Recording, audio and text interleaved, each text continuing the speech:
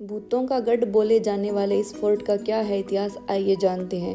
राजस्थान के अलवर जिले की अरावली पर्वतमाला के गांव में स्थित भानगढ़ किला एक नहीं बल्कि कई दिलचस्प कहानियों के लिए फेमस है। इस फोर्ट को राजस्थान के साथ साथ भारत के सबसे डरावनी जगहों में शामिल किया जाता है।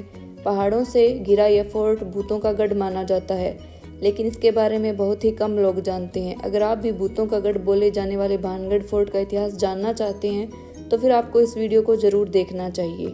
इस फोर्ट का इतिहास काफ़ी प्राचीन है। लगभग 17वीं शताब्दी में बना यह किला प्राचीन और मध्यकालीन कला का एक नमूना माना जाता है। इस भूतहा फोर्ट को लेकर यह बोला जाता है कि आमेर के राजा ने अपने छोटे भाई के लिए बनवाया था।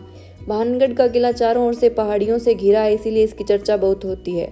कहा जाता है कि सूर्य उदय होने से पहले और सूर्य अस्त के बाद किसी को इस किले में रुकने की इजाज़त नहीं है। अधिकांश लोगों का मानना है कि भानगढ़ किला भारत की सबसे डरावनी जगह है। कई लोगों का मानना है कि यहाँ दिन के उजाले में भी अकेले जाने में डर लगता है। इस फोर्ट के बारे में कहा जाता है कि कुछ लोग शाम के समय यहाँ घूमने के लिए गए थे, लेकिन वापस लौट कर नहीं आए। वहीं कुछ लोगों का मानना है कि इस फोर्ट से औरत के चिल्लाने, चूड़ियाँ तोड़ने और रोने की आवाज़ें सुनाई देती हैं।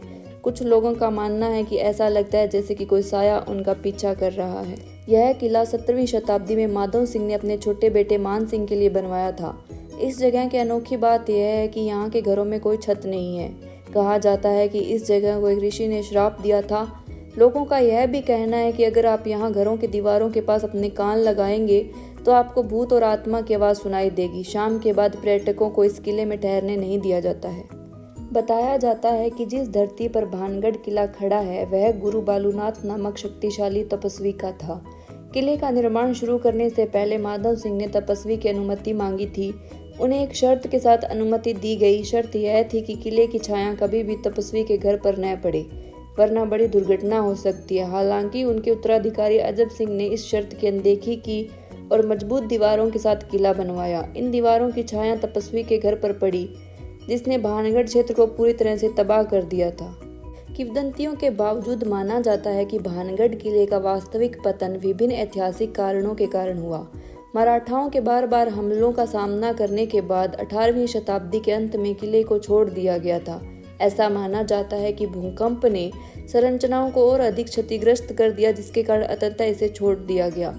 आज भानगढ़ किला खंडहर बना हुआ है, लेकिन यह अपने दिलचस्प ऐतिहासिक और कथित अलौकिक अनुभवों के कारण दुनिया भर के पर्यटकों को आकर्षित करता है। भारतीय पुरातत्व सर्वेक्षण ने किले के वास्तुशिल्प और ऐतिहासिक महत्व को संरक्षित करने के लिए इसे संरक्षित स्मारक घोषित किया है।